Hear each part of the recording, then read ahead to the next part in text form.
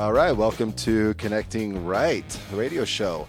If you're looking, you're seeing, you're watching, not listening, but if you're looking, seeing, watching, you see that there's no Tom here.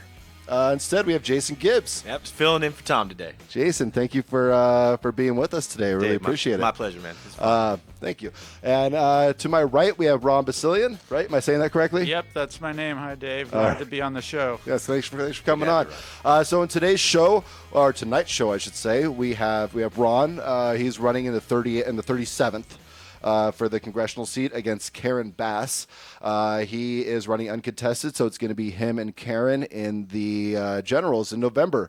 So it's a fairly easy primary season for Ron, but we're going to get to Ron in just a minute. And then in the second segment, Ron's going to stick around, and we're going to be talking about the omnibus.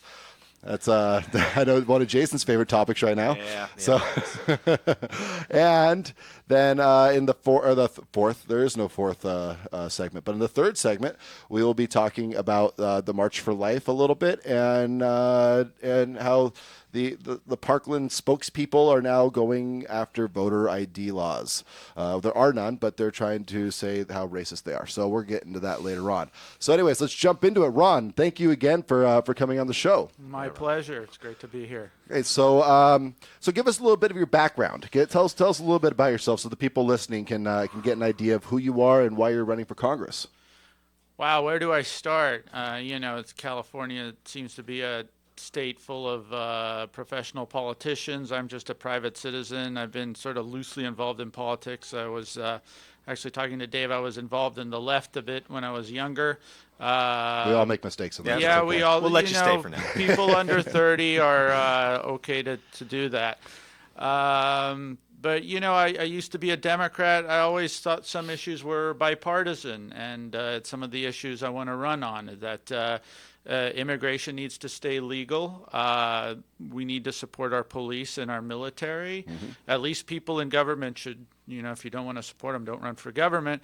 And American values are worth standing up for. And I always thought both parties held those common beliefs. And it seems these days one of the parties is no longer into any of that. Right. I used to be in the 33rd district, which was on the coast. That was Jane Harmon back in the day, shortly after 2000. And she was a centrist Democrat. She served on the Armed Services Committee, just had very centrist views on everything. So a lot of Republicans voted for her. And then I moved into Culver City, and I'm like, I don't get to vote for her anymore. Now I'm voting for this Karen Bass. I'm like, who the hell is Karen Bass? And the more I found out about her, the more I hated her. The more she really reflects sort of the ultra left wing of the Democratic Party. A Ted Lieu type? Yeah.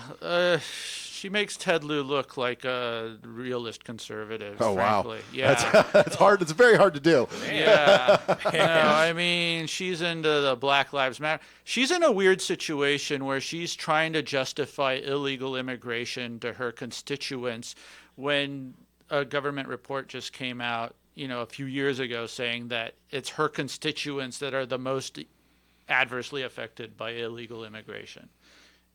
Interesting. Yeah, well, I mean, it's we represent the inner city. It's a lot of low-wage workers, and illegal immigration undercuts those guys first. Yeah. And if I'm correct, I think I looked up earlier the statistics for your area is by like 0.1%. The majority is black, and then white after that, then Hispanic. Yeah, I have a hard time reading the statistics, but if I have it right, we have the highest black population in the state. Yes, I believe that's correct. So, but you need to remember, it's the black population that voted 70% for Prop 8. Yes. So the Democrats have this, we're getting into other questions here, they have this rainbow coalition they're hoping to keep together that succeeded under Obama, but there's cracks in that coalition. So anyway, fast forward to 2016, I was following the election, was dubious about Trump, but I'll vote for him over Hillary, that's for sure, and cast my vote for Trump, and, election night comes in and he wins. And it was like expecting nothing and getting everything. It was friggin' voter Christmas, you know? And I immediately called. I was actually a registered Democrat, but I wanted to vote Republicans all the way down the line because I was so sick of the Democrats and everything they stood for and everything they did. People always talk about their red pill moment. Mm-hmm. My red pill moment was Ahmed Clockboy, and I'm fully. I'm in tech. Mm-hmm. I'm in IT, and anybody who looked at that story for 2 seconds knows exactly what the kid did. He did a political stunt. He tried to rile up his teachers with something that looked like a bomb, and then go run to the press and say, "I'm a victim. I'm a victim." Mm-hmm. And it was a stunt, but all these big businesses and media corporations and politicians just went right with that lie. Right. Yeah, they did. And I'm like, this can't stand. We can't have this kind of thing in this country anymore. And that's why I fled the Democrats. I'm like, I'm done with them. Went to the Republican Party. Couldn't vote for a Republican. Couldn't vote for a Republican congressman. Couldn't vote for a Republican senator. It was just Democrats all the way down because we're a top 2 state. And I'm like, I got to run. Called the Republican Party, said, I want to run in my seat. And been going to meetings. They gave me advice. They said, well, you got to change your registration if you want to run. No problem. Yeah. I'm done. I'm out of here. And I'll tell you. So you were still registered Democrat up until recently? Yeah, up until right after the election. Okay. January after the election, I was registered Republican. Okay. And, but I was a classic guy. Even though I was registered Democrat, I would vote for a Republican if, I thought they represented something better, you know? Right. And just as the 2017 year progressed, I was just like, these Democrats need to be destroyed as a party. They're all about power. This election isn't about any issues. They're just coming up with issues, all these bogus issues. It's what I was telling people about this March for Our Lives. This isn't about gun control. They're not looking at any solutions. They're out to smear every Republican as somebody bought out by the NRA. Yeah. The NRA is don't have that this much billionaire money. Right. gun manufacturers lobby, that's just buying out Republicans, and every Republican is just the property of the NRA, which is it's a lie, right? Okay, let's just say it. And, the more I've worked with more varied people. I worked with more blacks, more Latinos, more people of every stripe in this country in the 1 or 2 years I've worked for in the Republican Party than I ever have working with the Democrats. The Democrats claim to be the anti-racist party, the pro-women party. It's all old white men. It's all old white hippies looking to relive their 60s BS, But that's what they say about Republicans, that we're all just a bunch of old white men. I mean, me and Jason were very old, right? Yeah. Well, that's not the case once you get into urban LA, let me tell you. It's a party that's reflective of the people that live there. And, but we don't deal with the BS. You don't try to pussyfoot around all sorts of issues. You know what I mean? Right. And also you're Jewish. Yeah, I'm Jewish. I lived in Israel for 4 years. We talked about it earlier. And it was one of the issues that really made me back away from the Democratic Party was the Gaza war in 2014, the Iran deal, the way, the Democrats weren't just pressuring Israel on all sorts of issues that were against their interests, but they're really into AstroTurf, and they came out with 2 groups called J Street and Jewish Voice for Peace. I don't know if you heard of either of them. These are groups that claim to be Jewish groups but have no representation in the Jewish community. The J Street, this Jewish Israeli guy, put out a story that they're basically funded by rich Arabs. Huh. They're funded by rich Arabs. The only Jews in that group are basically Democrat operatives who are looking for a future in the party. And Jewish Voice for Peace is beyond that. They're like the small group of Berkeley radicals that, oh yeah, my one grandma is Jewish. But they use these groups. They use these groups to make believe they have some kind of support. And, let me tell you, all the Jews I know, it's like even my mom, who's a liberal, and she was sort of sketchy about supporting me because her friends would disown her. But she's like, when it comes to Israel, I turn hard right. Yeah, okay. You So know she what I was so she was happy with Trump wanting to move the embassy to Jerusalem.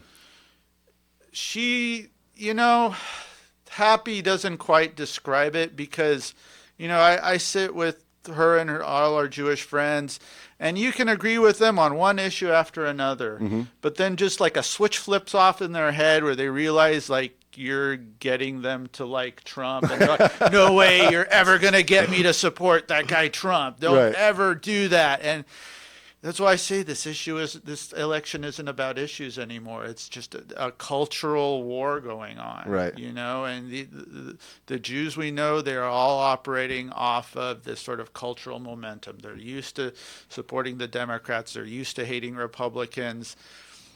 And that's my job. That's my job this next year is getting them to realize, look, on everything you actually care about, the Republicans are on your side. The Democrats are siding with your enemies. Mm-hmm. Interesting. You know? So you're in the LA County area. That your district's in the LA County area. Here's just something that I just kind of want to bring up and just to get your thoughts on. Right now we have our sheriff is Jim McDonnell. Okay. And Jim McDonnell recently, a few weeks ago, had an article come out saying how crime had gone down in Los Angeles. Yeah, I heard about that. And when you don't report the crime, you don't have it. Well, not only that, but it has also been proven, it's been shown at this point that about 190 pages of crime stats have been removed so that it works in his favor. Right. What? How can we support somebody like that? I don't feel that I can. We've had a guy named Bob Lindsay, who's also running for sheriff, on the show, and he's the one that pointed this out. And it's almost a direct attack against Bob to say, hey, look, Bob called us out on this, but it's not true because where are the stats? The stats aren't there. You can't find them. And I have a friend that works for a crime reporting company. They have not been getting crime stats from LA County for 4 weeks now. Locally, we have not been getting LA County crime stats for that same amount of time. How would you address something like this to your constituents? When they're looking, when all of a sudden they want to believe that crime's gone down, but you can't really say that because of what's going on with the sheriff. I mean, this, I just heard about this yesterday, and it even though it's something I haven't read up totally on, it's in line with just all the lies that have been coming out this last year. This has been a year where you really can't trust anything or anybody. And I think what's needed is a new crop of representatives who just want the truth, and it sounds like a soundbite, but that's really what my campaign is about. I just want the truth. If the truth means, gun control, all right, but we're all going to agree on it, If the truth, but it seems like the Democrats are doing all the lies. Yeah. Look, LA has been a Democrat-controlled city for how long? They're so entrenched in there. It's going to take high explosives artillery to get them out of there. One of the things that got me more political was they had a bid for LA Free City Wi-Fi, and they wanted $5 billion for that. Wow. And I talked to my friend who's in IT too, and we're like, yeah, we can take 2 zeros off of that price and still come out millionaires. Yeah. So that's what these guys do. They're so used to being empowered. They'll fudge statistics. They'll rub up the numbers. I was just hearing a lady from the Howard Jarvis Taxpayers Association saying how the California budgets are based on fudging all sorts of numbers and putting things in weird categories like,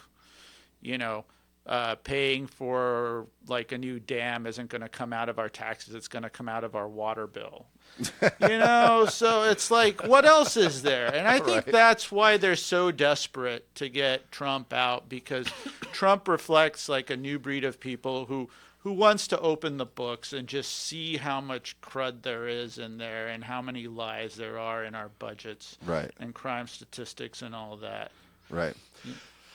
Well, we're going to take a quick break. When we come back, we're going to delve in a little bit more on there's Crowd Pack was actually something that we're going to talk about when we come back, who's actually backed Just Phoenix out here. Yeah. And they've kind of thumbed their nose at you. Yeah, I filed an FEC complaint about them a couple months ago.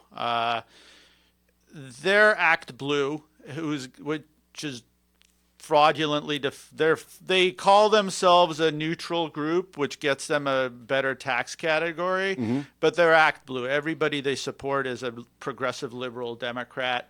The other Republicans I talk to, they're like, yeah, I don't raise anything from Crowd Pack. Okay. And they'll put people on their front page who haven't raised a dime in like 2 weeks. Oh, wow. It's not like I challenge them on their algorithm, because Just Phoenix, they raised $100,000 for her. They put her on their Facebook page, front page for weeks.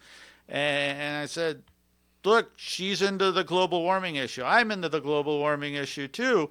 Do I get equal time? And they're like, oh no, our algorithms don't work that way. And I'm like, you're saying your algorithm tells you that the Democrats have been raising all the money? That seems pretty extreme. Wow. So I filed a complaint. You did. All right. Well, we got that covered. So when we come back, we're actually going to be talking about the omnibus then. Yeah. I'm sure you got some interesting stuff to say about that. I know Jason's got his opinions on it. So we'll be back in just a couple of minutes with Ron and Jason and talking about the omnibus. Looking for the best return on your investment? Do you want your hard-earned dollars stretched to do the most good for your community? That means that out of every dollar donated, a full 99 cents goes directly to the need being addressed.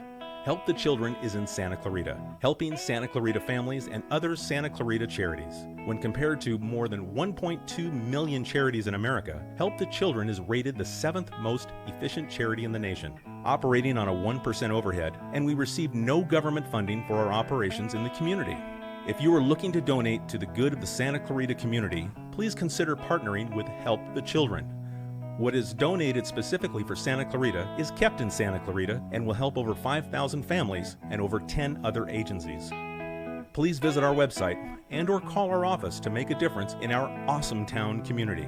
702-8852, helpthechildren.org.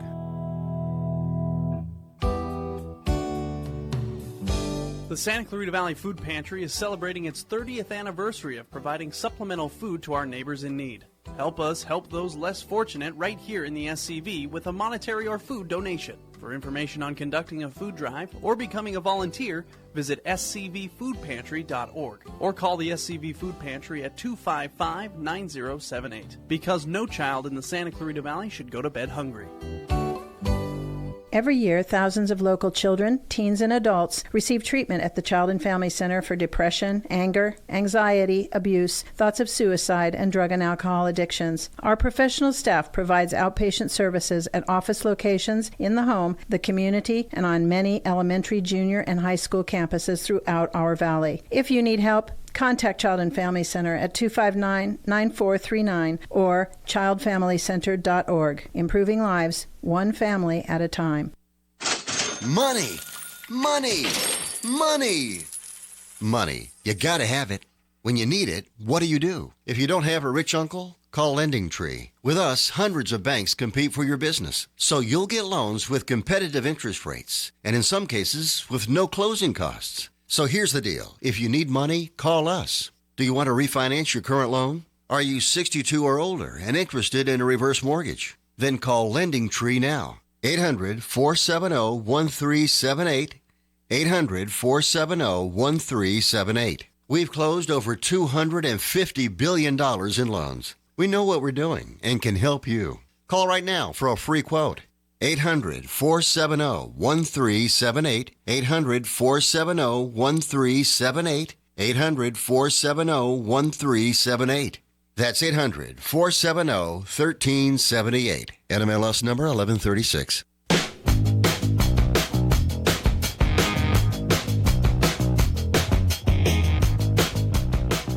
All right, welcome back to the Connecting Right Radio Show. Again, we have Jason filling in for Tom. And we have Rob Basilian, who's running for the Congress in the 37th District with us. And our next topic that we're going to be talking about is the omnibus, which has been a bit of a debate. You have the hardcore always Trumpers that have been saying, if you don't stand with Trump, unfriend me on Facebook and this and that, and you don't know what you're talking about. He's playing 4D chess and all this other stuff. Congress, they were given the bill, over 2,200 pages, and then said, okay, read this in a couple hours and come vote on it. I think Rand Paul live tweeted a lot of what he was reading, and he got through about 600 pages before he was able to get to the vote. So that tells you how much time they were actually given and how much they weren't able to actually read in this, although there's some stuff that we are going to discuss regarding this. So Jason, let's just start with you. Give us your take on this and how your feelings on this whole situation. Man, you kind of hit my points. I mean, you got a spending bill that's so. All right, so let's step back. So we go back to the Tea Party days, Republican Party. So, okay, so we have this big movement, this big influx of Republicans wanting transparency, wanting honesty in spending. You want regulate government back a little bit. All right, so Donald Trump comes in and he passes a tax bill that a lot of people supported. I supported it as well. Yes. But the problem is you start bringing back taxes, the next thing you got to do is curb spending. Exactly. Well, government apparently does not like to curb spending in any way, shape, or form. So we're being told that there's a shutdown coming by this Friday. House comes out with their tax bill or right. with their spending bill. And you're talking about $1.3 trillion in the bill, talking about huge deficits yet again. And like you said, you have a couple hours to read it and go vote on it. You're 2,200 pages. Right. And, like I said in the break, if it was me up there who had to cast a vote, I'd hand the stack of papers back and say, no, you give me some time to read this if you want this much money. But we passed it. It goes on to the Senate. As you mentioned, Rand Paul sitting there tweeting just line after line of spending items that no one knew about. Right. $10 million for this, $20 million for this, $40 million for this. And the Senate comes in and votes for it. So then you had a lot of the pro-Trump people sitting there waiting to go, okay, this is Trump's moment. He's going to come in here and say enough is enough. We're going to veto this sucker. Right. So he gets up there and starts talking about this is a horrible bill. This is a terrible bill. I'm going to sign it, but I'm never going to sign something like this again. Which that actually really confused me when he said that, because he's one of those that's we got such awful deals going on. So this deal's awful. This deal's awful. The trade with China's awful. This and that. Talking about how awful all these deals are. This is the man who wrote the art of the deal, and he comes in and signs something that he's saying is awful. So that was the kind of the one that was that made me go, oh man. Yep. And it was. And very simply, if he had vetoed it, then they could have sent it right back to the Senate for an override and their adjustment. Right. And you had the weekend to get through it. The last budget that we went through, we were shut down for a very short amount of time, and then we got through it. So I didn't see any long extension of government shutdown that would have occurred. Right. But he took the stance of, I can't believe you're doing it this way. I'm going to sign it this one time, but not again. It's yeah. like, no, dude, that was your moment.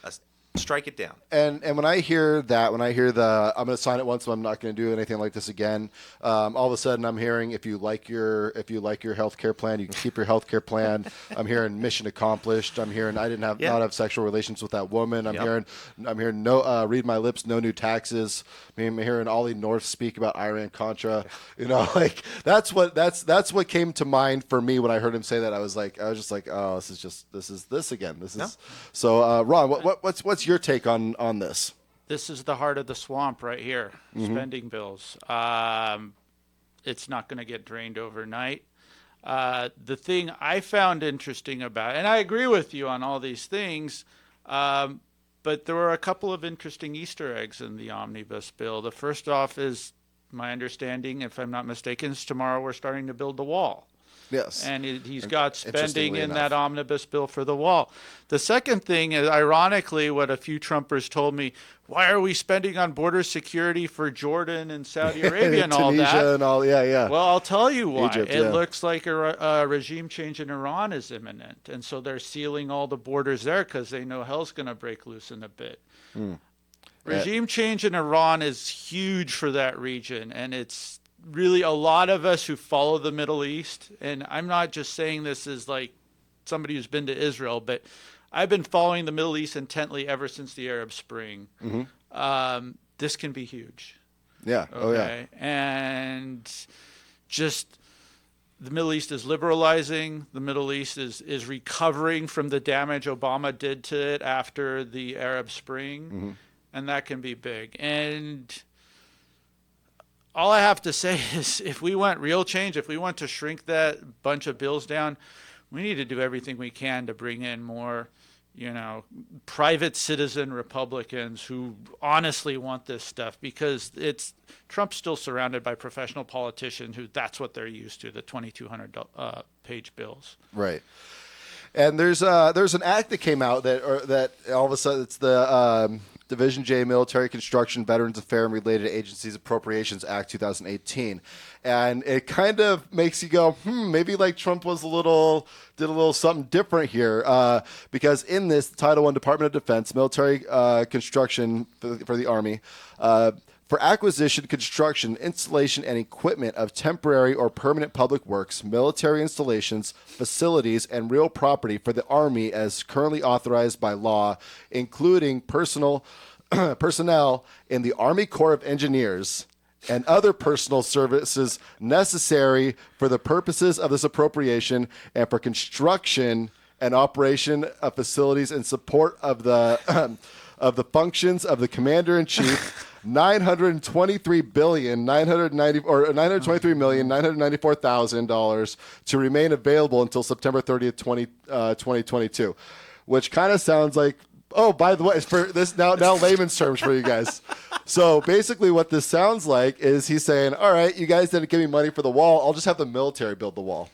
Right. So is this kind of what we're hearing? Is this That's what I heard. Is he basically found a loophole, and he's going to have the military build the wall? He's going to have military funds to build it. I don't. It's Army Corps of Engineers does a lot. Yes, and it would be considered national defense. Hey, national security. Those two words get you a lot of action up there in Washington. It does. So, so that was one of those, and this was how I found this was from a friend of mine who was during the elections and coming forward is always kind of a never Trumper. So for this person to actually post this would be like, like it's actually kind of something that makes me go, and this is a person that definitely knows what she's talking about.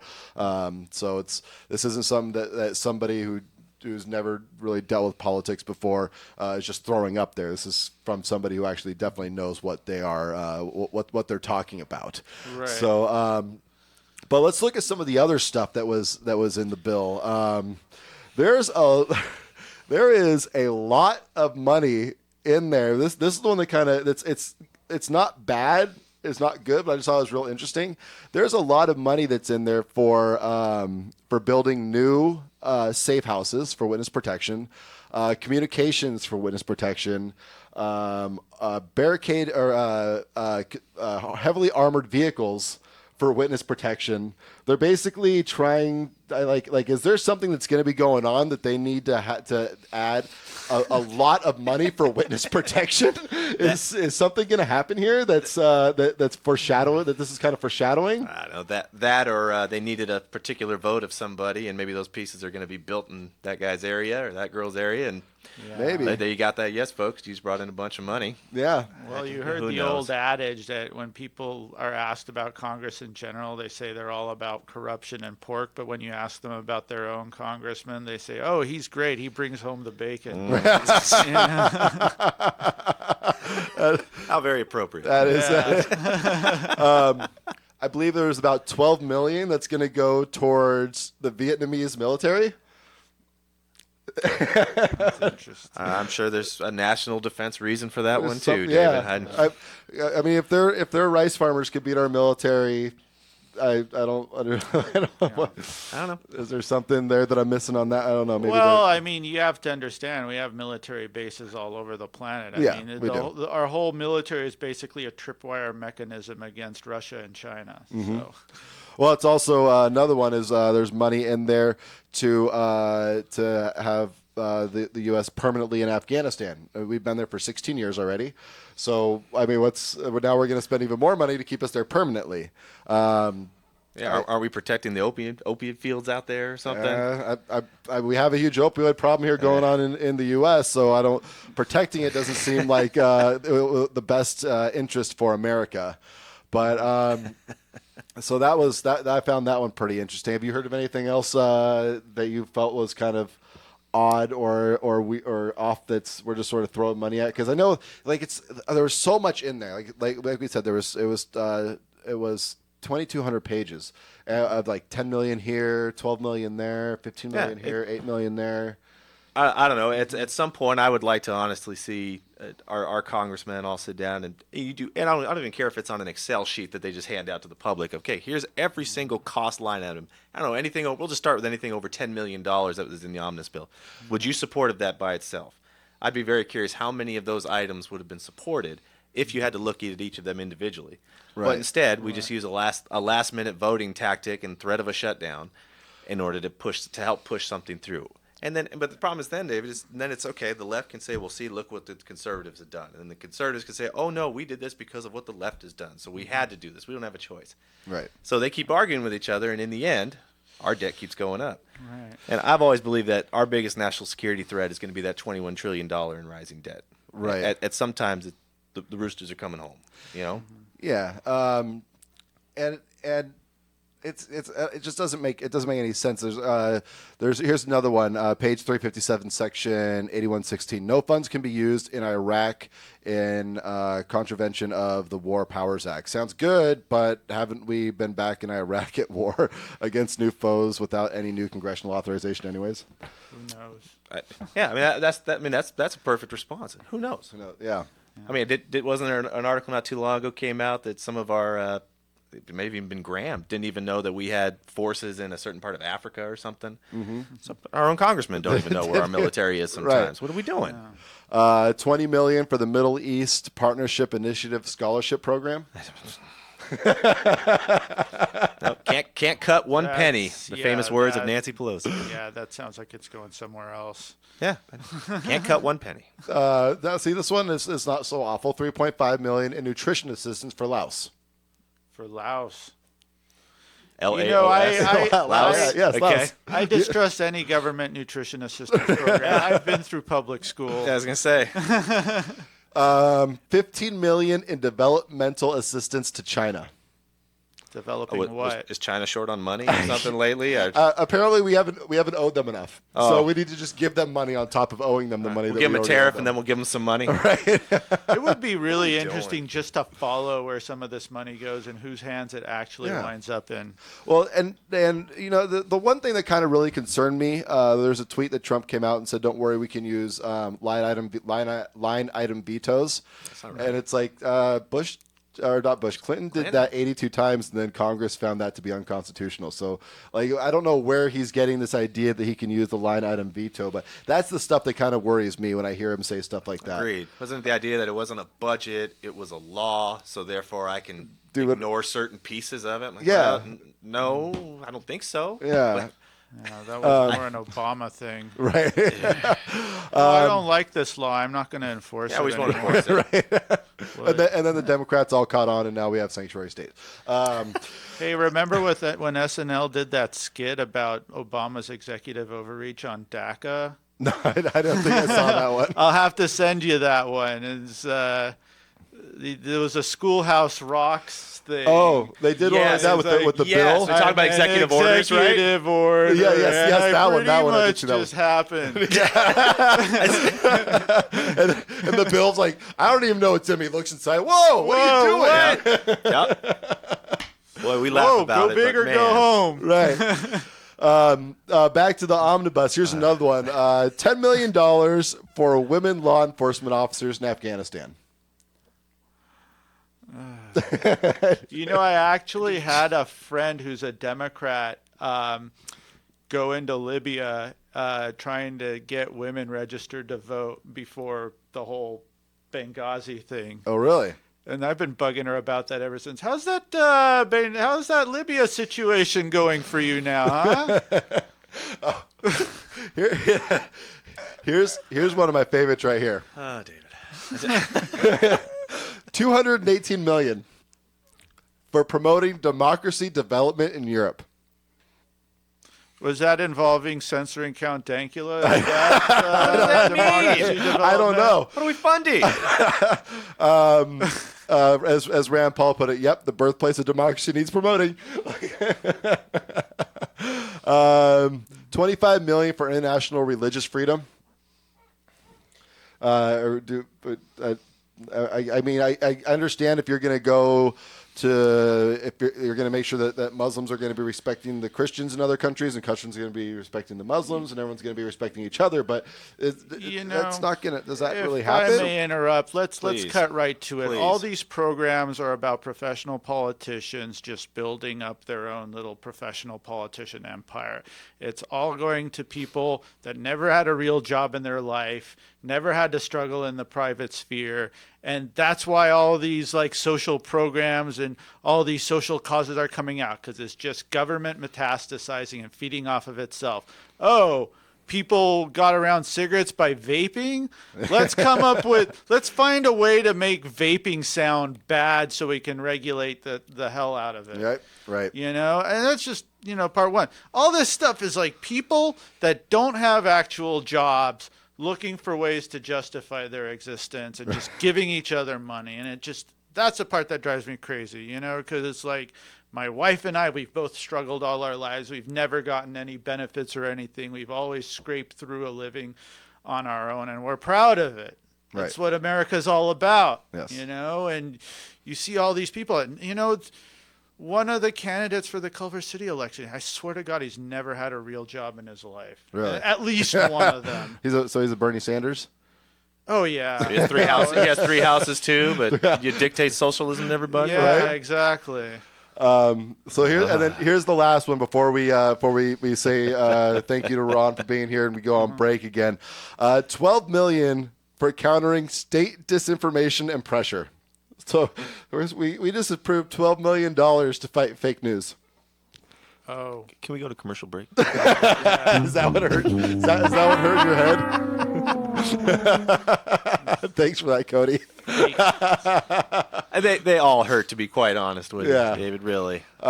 Just to go through a quick few more: 2.579 million for Commission on Security and Cooperation in Europe.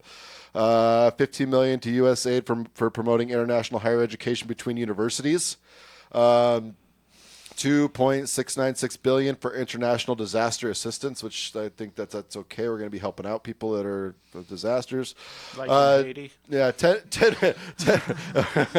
10 million for UN environmental programs. Great. So I know you're passionate about some of the global warming stuff, and so that could help out with some of that. But it's the UN, and so I don't trust them very much. All this stuff is. Somebody said the Paris Accords was giving money from poor people in rich countries to rich people in poor countries. That's all it is. Yeah. Well, Ron, I want to thank you very much for coming on the show and talking with us about you and your campaign and kind of giving your feedback on the Cromnibus, as some people are calling it. Can I tell people where to go? Yes, my definitely. campaign? Yes, tell everything that you need to say. My website is ronfor37.org. That's RONFOR37.org. Or you can check out my Facebook page where I have all the triggering memes. Facebook.com/RonFor37. I've got a kickoff party if you're in West LA, April 8th at 4 p.m. It's $50 at Casa Sanchez. You get 2 drinks and appetizers, and it's a lovely place. Great. Hope you guys can make it. You'll meet some great people. Awesome. Just check me out on my Facebook page for details. Great. Well, thank you again, Ron, for being here with us today. We are going to take a quick break as soon as Cody finishes inputting all of Ron's information into the feed.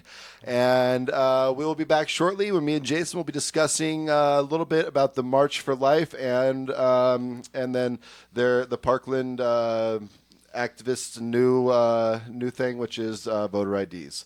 So we'll be back shortly. Little Eye Leaders is the newest preschool in the Santa Clarita Valley. At Little Eye Leaders, our outstanding teachers lead with intellect, perspective, and heart. That means our programs provide a warm, nurturing atmosphere to meet the unique needs of each child. We believe that play is a powerful form of learning for young children. That's why our kids have every opportunity to learn through the magic and excitement of play. Parents, schedule a tour today by calling 303-0400 or online at littleeyeleaders.org. Your hometown station. Your hometown station has everything you want. The best variety of your favorite songs and the KHTS Talk Block every weekday from 10 to 2. Complete podcasts are available on hometownstation.com and on our YouTube channel. The KHTS Talk Block, weekdays 10 to 2, right here on your hometown station. 98.1 FM and AM 1220.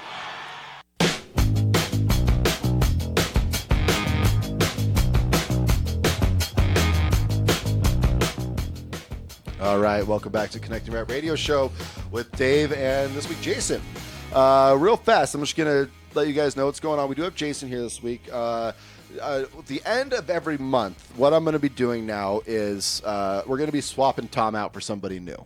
I have somebody set up for April already. We have Jason this month. And I kind of want to get a core group of people, which I've been talking to them. And so it's not just going to be somebody random every single month, but it's going to be different people with different views that are going to come on a regular basis at the end of every month. Good. So this isn't going to be the last time you'll see Jason. And there's going to be other people that are going to be coming on. I'm really looking forward to this. I think it's going to add a new angle to the show, something that's going to make it a little more interesting and keep us all on our toes.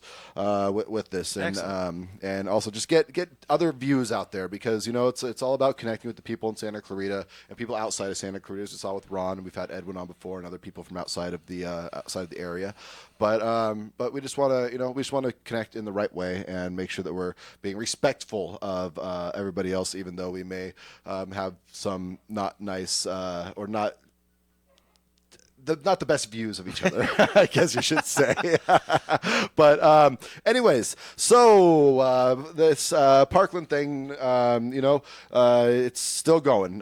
We had the March for Life this weekend. Did you see it at all? No.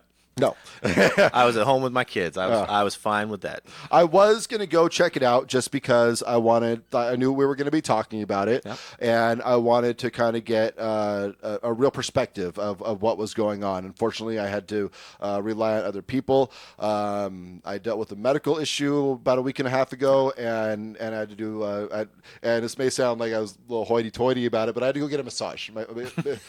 My back got pretty messed up during this medical issue, and I'm trying to get my back. I've been in pain this entire time talking to you guys. Hope I've been doing all right.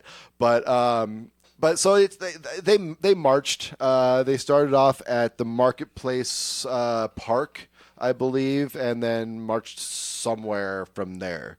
I'm not sure exactly where. I was going to go over to Rustic Burger. I had a couple people that wanted to come meet me over there, and we were going to kind of just check it out, see what was going on.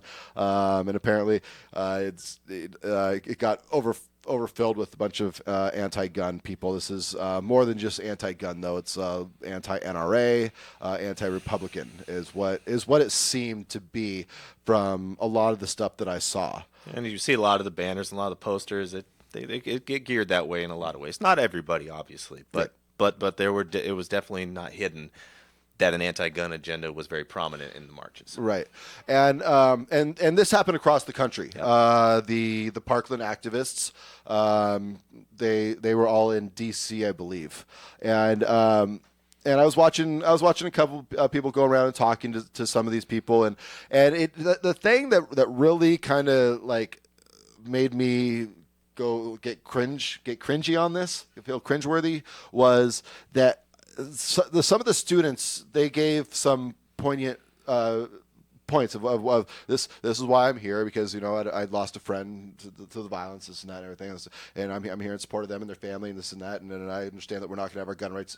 Gun rights are going to always be a right in the United States, but I just want it to be more common sense. And I was like, all right, I get that. But then you see like the parents of some of these kids, and they're cussing, and if someone asks a simple question, it's all of a sudden, are you an idiot? Are you an idiot for even asking that? Like, they can't just answer the question. And so it's like, and you just see this immaturity in these 40, 50 something year olds, and that kind of blew my mind. To see these are the ones, you're supposed to be setting, you're the role model for this, especially if you're showing up and you're doing stuff like this. And so to see some of these people, it's just videos from DC, so I'm not sure. I'm not calling anybody out here locally because I don't know how things work here. But some of the videos I saw in DC, it just kind of blew my mind that adults would act that way towards other adults. Well, maybe they're trying to send the message that true civility on such a raging topic won't get anything done. Raise the volume, don't raise the substance, I guess. And we know that works out so well because I think we all did that as children. They were called temper tantrums. One of the things that kind of blew my mind was I've been, you know, if you want to ban the bump stock, ban the bump stock. That's, you know, and I have a lot of friends that said that's a slippery slope. Don't jump on that train. Don't do it. I was like, well, I don't, if anyone that's used a bump stock before knows that you're completely inaccurate, you're not getting anything. You're not going to be able to mow down a bunch of people with a bump stock because you're not going to be accurate enough, even if they're all standing in front of you. You're going every which way. And then one of the Parkland activists who spoke during the confirmed everything that all my friends that were telling me to not jump on that wagon told me. And she said, when they give us that inch, that bump stock ban, we will take a mile. Of course. And it's like that.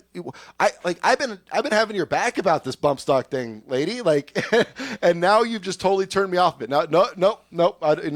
This we need to figure out something else now because if we're gonna give you an inch and you're gonna take a mile, you know, like there's certain things that need to be done. But this isn't. But saying that you're going to overstep your bounds and that you're going to take something, you're going to be given something and try to make it into a whole lot more, makes me go, nope. I don't want anything to do with what you're proposing. I understand. I mean, they're expanding what their definition of common sense when it comes to gun control means. Yes, if you can get that inch, as you want to call it, with the bump stock, which by the way, I think most people didn't even know what a bump stock was until Las Vegas. Nope, none of them did. It'd been around for years. Right. Years. Yeah. It wasn't an uncommon thing. People, like you said, a lot of people who were active shooters didn't like them. Yeah. They weren't fun to shoot with. They weren't useful for shooting. Fine. Well, now they're the item of the devil. Yeah. and that's fine. But it does go a step forward. 10 years ago, when we had the Heller decision, Heller was all about handguns because at the time, handgun violence in the mid-2000s was the prominent danger, and we need to get rid of handguns. Right. Okay. Flash forward 10 years. Now we're talking about we want to get rid of semi-automatic rifles, not just an AR-15, because I think in California there's a bill already out now for our discussion to ban all semi-automatic firearms. Period. Any firearm that uses energy from expelling a shell to reload itself. Right. An absolute common item that's been around for 100 plus years. I don't know how far back we can go, but 100 plus years.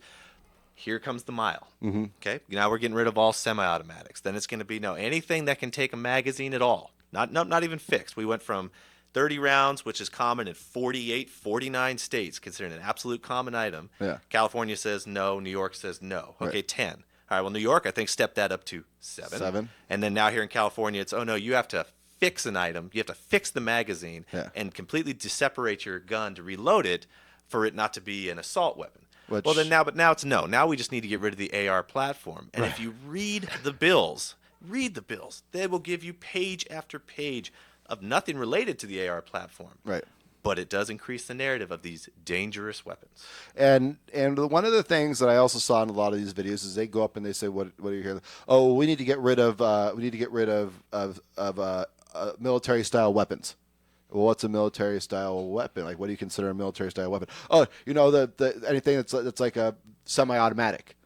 You realize that all military use sidearms too, which are pistols, and those are all semi-automatics. So now you want to get rid of handguns also, which you're not going to be able to do. Heller kind of set precedent with that.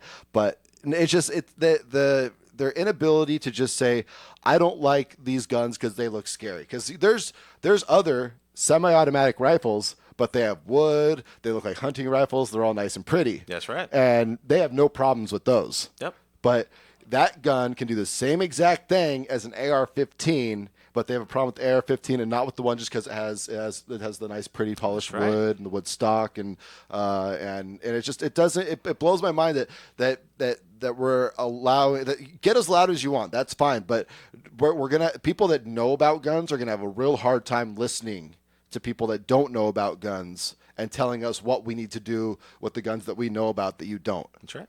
And it blows my mind. It just blows my mind that they feel that they have the superior knowledge. Yep. So what we get stuck with, unfortunately, for being people that are real pro Second Amendment, is we're stuck trying to defend what they want to consider common sense. Okay, so we want to talk about you shouldn't have a bump stock, you shouldn't have a machine gun, common sense items. Well, I want to take the conversation to the other side. Okay, I want you to tell me, what are my rights under the Second Amendment? Right. As I bring back on countless pieces that I've written, it always comes down to, in L.A. County, David and I do not have the right to keep and bear arms. Right. We can keep certain firearms that California says is okay if they're made a certain way, manufactured a certain way, etc. Mm-hmm. We have no right to bear them. No. Okay. So is that, in my mind, so anytime I ask is that common sense? Is that a constitutional thing? Is that okay because it's gun control and it's common sense? A lot of times you just get the standard, well, no, because Heller was all about in the home. No, it was not about in the home. No. The facts of the case at the very first page of the Heller decision talks about in the home, but the core of the right was self-defense. Yes. So there's a lot of cases still coming down the pipe work. I think we're going to see something drastic because California is pushing way too hard in one direction. Right. Whether you support it or not. The only honest answer I've ever gotten from somebody from the left talking about gun control is we just need to repeal the Second Amendment. Yes. That's never Obviously, gonna happen. I don't support it one way by any means. However, that would at least be constitutional. And right. It wouldn't be this awful legislative battle that we just keep having in all these states. And then we have one of the other Parkland activists who is up there wearing a jacket with a Cuba flag patch on it. Because we know how well anti-gun laws went in Cuba. Yeah, but if you bring that up, or if you bring up Hitler and you bring up the old days of the Jewish desecration, no, you don't know what you're talking about. You can't be talking about that because that means you've lost your argument when it comes to gun control. Nope, you brought up Hitler, you've lost. Right. Well, I did. Their new thing is voter ID laws, and I did want to get into that, but I know we are running out of time. So we'll have to do that again on a different show. Next week, we will be doing a replay of this show because it is Easter. So if you missed this or you somehow can't hear it or something happened and you'll be able to hear it again next week on 98.1 FM or 1220. We haven't done this in a while, so I'm going to get through with it. KHTS app. Be sure to download the free KHTS app on your iPhones and Android devices. Now you can listen to KHTS wherever you are. When you can also access KHTS news, social media, and more. The easiest way to get the app is by going to Google Play or the App Store, the Apple App Store, and search for KHTS. All right, guys. Well, Jason, thank you again for being here with me this evening. My pleasure, man. We're definitely going to have you back on again. Everybody, thank you for tuning in or watching or listening or doing whatever you did to get this knowledge into your ears. And we will see you in 2 weeks. Wonderful.